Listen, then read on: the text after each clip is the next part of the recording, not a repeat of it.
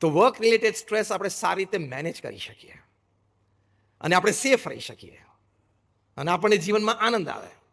Failures આવે.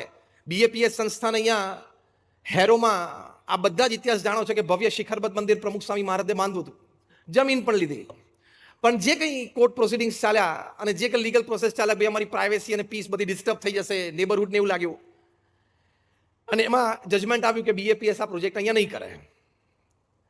પ્રમુખ સ્વામી મહારાજને વાત જણાવવામાં આવી. It was a setback.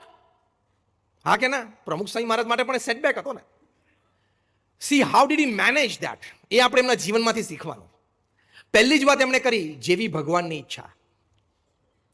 બીજી વાત એમણે કરી કે આપણે આપણો પુરુષાર્થ કરી લીધેલો, હવે જે પરિણામ આવ્યું એ આપણે સ્વીકારી લેવાનું. ત્રીજી વાત એમણે કરી કે આપણે નક્કી કર્યું છે એટલે આપણે કરવું છે, બીજી જગ્યા શોધવા માંડો. નિસ્દનમાં આપણે કર્યું અને ભવ્ય મંદિર થયું અને થયું ત્યારે રીડર્સ ડાયજેસ્ટે લખ્યું કે it is the 8th wonder of the world અને એક આઇકોનિક બિલ્ડિંગ થયું. એટલે પેશન્સ તો રાખવી પડે. સેટબેક્સ, ફોલ્સ અને ફેલિયર્સને ફેસ તો કરવા પડે. આપણે કયા માઇન્ડસેટમાં જીવીએ છીએ એટલે સ્ટ્રેસફુલ રહીએ છીએ? મને કંઈ ખોટું ના થવું જોઈએ, હું ફૂટબોલ રમવા જઉં તો પણ મને ઠેસ ના વાગવી જોઈએ, હું રેશ ડ્રાઇવિંગ કરું તો પણ મને ટિકિટ ના મળવી જોઈએ, હું બસ બચી જવો જોઈએ, મને કંઈ ખરાબ ના થવું જોઈએ, ખોટું ના થવું જોઈએ. તો ભગવાને